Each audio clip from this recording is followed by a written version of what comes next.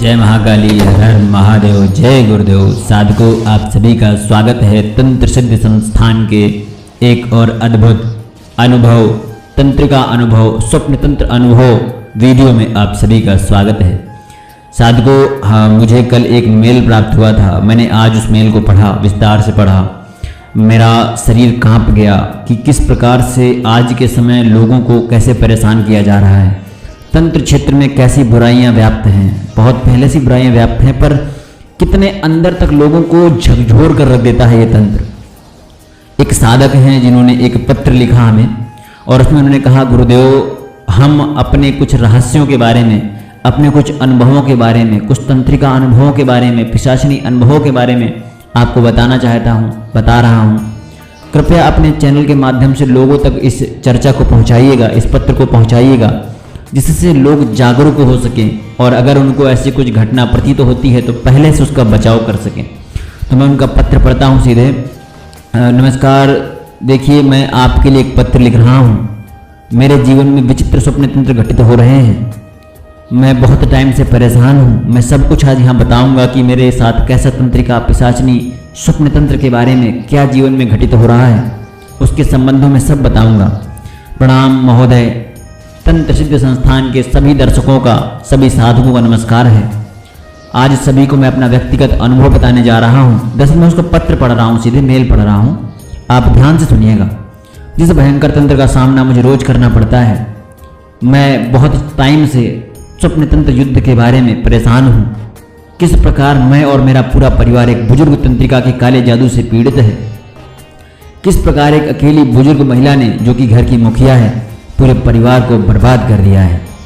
मेरा परिवार बहुत बड़ा है और एक संपन्न परिवार हुआ करता था, जिसकी बर्बादी का कारण उन्हीं तंत्रिका का गुप्त तंत्र हुआ। इन्हीं सब की वजह से परेशान होकर मेरे पापा ने अपने परिचित मौलवी को घर बुलाया था। वह हमारे घर पर आए और हमसे सारी बात जानी, और उर्दू में कुछ यंत्र वगैरह बनाकर हमारे घर ले गए, हमें कुछ बता गए, बहुत चीज़ें बनाने को कही, और उन्होंने एक और बात कहा कि हम आपको कुछ और यंत्र बना कर देंगे जो आप अपने घर पर रखिएगा। हालांकि हम एक ब्राह्मण परिवार से हैं और अपने गुरु से दीक्षित भी हो चुका हूं मैं, और उनसे गुरु दीक्षा भी मैंने ली हुई है, और मैं गुरु देवी ईष्ट में भरोसा करता हूं।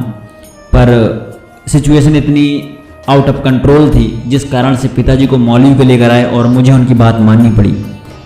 फिर भी जब आए, जानकर व्यक्ति ने मम्मी को बताया था कि हमेशा इस तरह के तंत्र बुरे सपने के माध्यम से आते हैं। उन्होंने एक और जानकारी दी थी कि हमें यह स्पष्ट नहीं समझ में आएगा, हमें स्वप्न के माध्यम से ऐसे तंत्र समझ में आते हैं। नींद में ही किसी स्वप्न या प्रबल तंत्र का डर और झटका लगता है। उन्होंने मुझसे पूछा था कि क्या तुम्हें सपने में सांप दिखाई देता है, यानी कि मौलवी जी ने इस प्रकार से पूछा। तब मैंने कहा, क्योंकि मुझे लगभग हर रोज, और मैं अगर दोपहर में अगर गलती से सो जाता था तो मुझे फिर भी सांप दिखाई देते थे, और ये सपने अति भयानक होते थे। इतने भयानक होते थे मैं समझ नहीं पाता था। मैं अचानक से बैठ जाता था और कांप जाता कि कैसे सपने आ गए। उन्होंने मुझे बताया कि हमारे इस्लाम में इस सपने को देखने का अर्थ होता है कि शत्रु तुम पर हावी हो चुका है। उन्होंने हाथों में सुलेमानी हकीक की माला ली, और जो ब्लैक पहने हुए थे, वो एक काली हकीक होता है, एक सफ़ेद होता है। काली वो पहने हुए थे जो सालों पुराने तंत्र को काटने की क्षमता रखती थी। उन्होंने मुझसे बातें की और इन्हीं सब के बारे में और ताबीज़ बनाई, और हमें ताबीज़ बनाकर अपने साथ ले गए और कुछ चीज़ें हमें देकर चले गए। इन सब चीज़ों से कुछ भी असर नहीं हुआ था, बल्कि सारी चीज़ें और ज़्यादा बढ़ गई थी और ज़्यादा उग्र हो गई थी। जैसा आप एक बात समझिए कि जैसे किसी को, कोई व्यक्ति है घर पे आपके, और उसको आप समझा चुके, अब नहीं मान रहा है, अब आपने उसको मार पीट के समझाया। तो एक बहुत फेमस चीज़ बोलते हैं कि जो बात के मारे ना मरे, वो लात के मारे क्या मरेगा। उससे उसकी उग्रता बढ़ जाती है। जैसे कोई कुत्ता है, कोई जानवर है, वो थोड़ा बहुत परेशान कर रहा है, लेकिन अगर आपने उसको मार दिया तो और उग्र हो जाएगा कि अच्छा मार दिया, इससे उग्रता बढ़ गई। वही यहाँ पर हुआ कि कुछ असर तो नहीं हुआ और इससे उग्रता और बढ़ गई। उस तंत्रिका को सब पता चल जाता था। हमेशा जब भी हम कुछ समाधान कराने के सोचते, वह क्रोधित होकर हम पर और दुगनी तेजी से वार करती थी।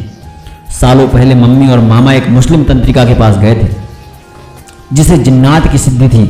उसने थाली में देखकर ही उस तंत्रिका का चेहरा पढ़ लिया था और हमें सारी बातें बता दी थी, पर उनका सामना नहीं कर पाया, क्योंकि वह बुजुर्ग महिला जिसकी मैं बात कर रहा हूँ उसकी उम्र लगभग 85 साल है और वह बहुत ही ताकतवर तंत्रिका है।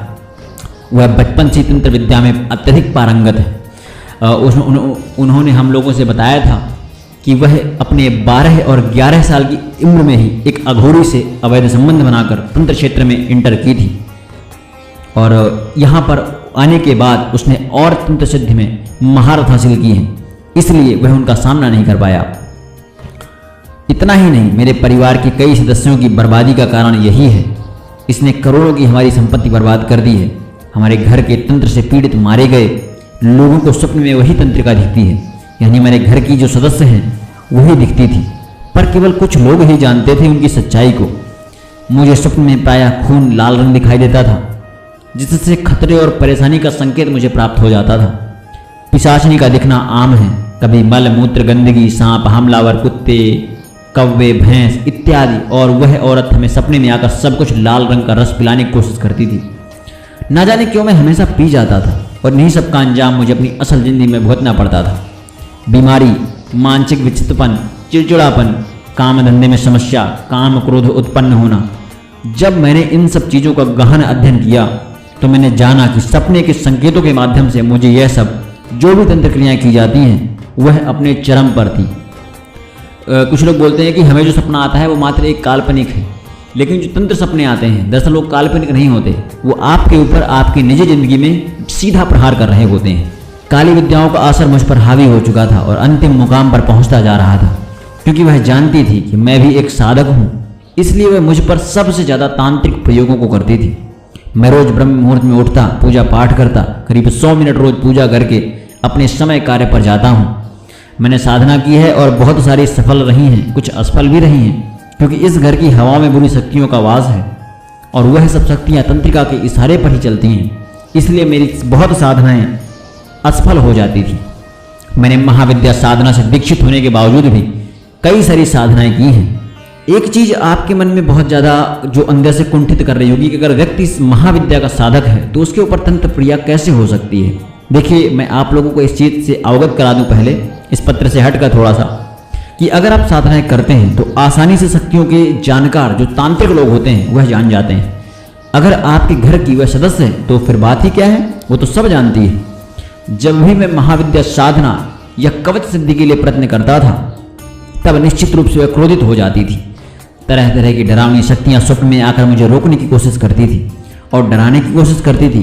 कभी कभार इस बारे में सफल भी हो जाती थी। तब से मैंने दैनिक साधना शुरू कर दिया था। तब से इन शक्तियों का सामना करने लायक बन गया हूँ। स्वप्न में छिपकली का देखना बहुत अशुभ माना जाता है, क्योंकि इसे चुड़ैल का रूप माना जाता है। विश्व के कई देशों में मान्यता के अनुसार भी इसे चुड़ैल माना जाता है। एक थी डायन मूवी में भी इसे चुड़ैल के साथ ही जोड़कर बताया गया था। हाँ, ऐसा होता है कई बार जब हम तंत्र क्रिया में पहुँचते हैं ना, तो जो तांत्रिक लोग होते हैं वो छिपकली की भी बलि देते हैं और उसको वहीं से संबंधित किया जाता है। अगर आपने सपने में छिपकली को मार दिया, इसका मतलब बुरी शक्ति जो भी भेजी गई थी उसके तंत्र से आपने उसे रोक लिया है और उस पर विजय प्राप्त की है। जब से मैंने अपने दैनिक साधना पर ध्यान दिया है, मुझे सारे सपने कम दिखते हैं और अगर दिखते भी हैं तो मैं उन पर आसानी से काबू पा लेता हूँ। इन सब में गुरु जी का मंत्र, उन्हीं का उच्चारण मुझे इस अघोर सपनों से बाहर ले जाता है। किसी ने अगर कोई प्रबल तंत्र का प्रयोग किया है या कोई बुरी शक्ति आप पर छोड़ी गई है, जैसे कि पिशाचनी या प्रेत विद्या वगैरह। शायद मुझे याद है कि जब मैं रोज सुबह 4 बजे उठता था, पूजा करता था, गुरुवार उपवास और धीरे धीरे से जुड़ी साधना को करता और सोचता था कि मेरे शरीर के अंदर एक अलग ही ऊर्जा तैयार हो जाती थी। मैं तैयारी में लग जाता था। जब रात को तंत्रिका अपने कमरे में सोनी जाती थी, उसकी शक्तियाँ हमेशा अपना काम करती थी और मुझ पर भी स्वप्न के माध्यम से ही व्यवहार करती थी। अगर मैं पूर्ण शुद्धता के साथ पूर्णतः ब्रह्मचारी का पालन करता हूँ तो मैं अपने सपनों में ही कई बार प्रेतों को अपने से दूर कर दिया करता था। गुरु मंत्र का प्रयोग करके उनको हटा देता हूँ। इसकी वजह से कई बार सपने मुझे झटके भी लगते हैं और थोड़ी पीड़ा भी ग्रहण करता हूँ। अगर प्रेत शक्तिशाली होता है तब अगर मैं कवच पढ़कर गुरु मंत्र के साथ चालीसा भी पढ़कर सोता हूँ तो सपने में मेरा पलड़ा हमेशा भारी रहता है। मनुष्यों में यह बातें निर्भर करती हैं कि वह क्या कर सकता है अथवा क्या नहीं कर सकता है। इसलिए अपनी सामर्थ्य के अनुसार ही व्यक्ति में इस तरह से लड़ने की शक्तियाँ पैदा होती हैं। एक बार जब मैं साधना के विचार से गहरी निद्रा में था, तब मुझे एक अति सुंदर और मनमोहक लड़की सामने आती हुई दिखाई दी। उस सुंदर लड़की का स्वप्न में मुझे मात्र दिखाई देना ही मुझे पूर्ण रूप से सम्मोहित कर गया। हालांकि यह सिर्फ एक छलावा था। जब डरावनी शक्तियां मंत्र से सामने आने से घबराती हैं तो वो इस तरह की ही कोशिश करती हैं कि एक सुंदर लड़की के रूप में एक पिशाचनी अपना काम करने आई थी। वह नीले रंग के वस्त्र पहनकर मुस्कुरा रही थी। निसंदेह उसका सौंदर्य अद्भुत था। ना जाने क्यों मैं अपने आप उसकी ओर खिंचता चला गया और उसके प्रेम में फंस गया और उससे प्रेम संबंध बना डाले। वही आंखें बंद हो गई। मेरी सारी ऊर्जा धीरे धीरे करके खींच रही थी वो। मैं स्वप्न में आनंद का अनुभव जरूर कर रहा था, लेकिन इसका परिणाम मुझे आंख खुलने के बाद किसी न किसी परेशानी, बीमारी, बुखार, लड़ाई झगड़ा, कमजोरी के रूप में देखने को मिलता था। पर क्या करूं, कोई भी व्यक्ति सपने में पुरानी चीजों को देखकर खतरा महसूस कर सकता है और अपना बचाव भी। पर एक स्वप्न सुंदरी से बचाव के बारे में कुछ नहीं सोचा जा सकता है। जिनको यक्षिणी साधना पूर्ण नहीं होती, शायद वो ऐसा अनुभव करते हैं और उनको अक्सर होते हैं ऐसे अनुभव। इसी तरह सपने में मिलने के लिए वह व्यक्ति उन शक्तियों से आतुर रहता होगा, लेकिन वास्तव में उनका सच कुछ और ही होता है। अंत में मैं लोगों से यही कहना चाहूँगा कि यह सब मेरा विचार है और अनुभव है। इसे मानना ना मानना आप पर निर्भर करता है। देखिए, पत्र यहाँ पर समाप्त हो गया। मैं आपको बता दूं कि इनका जो पत्र है वो एक तंत्रिका पिशाचिनी अनुभव के ऊपर है। इनको स्वप्न में आकर किस प्रकार से वो परेशान करती है, इनका अनुभव यहाँ पर समाप्त होता है। इन्होंने अपने जीवन में घटित होने वाली सभी बातों को बताया है, सभी असल की बातें हैं। एक ऐसी तंत्रिका स्त्री के बारे में इन्होंने हमें बताया है, हमारी इनसे बात भी हुई है, जो 85 वर्ष की उम्र की हैं और बहुत अधिक शक्तिशाली हैं। वह तंत्र प्रयोग इनके पूरे परिवार में करती रहती हैं। उसी से बचने की कोशिश कर रहे हैं ये अपनी साधना और गुरु मंत्र के माध्यम से। इन्होंने काफ़ी हद तक उस पर विजय भी प्राप्त की है।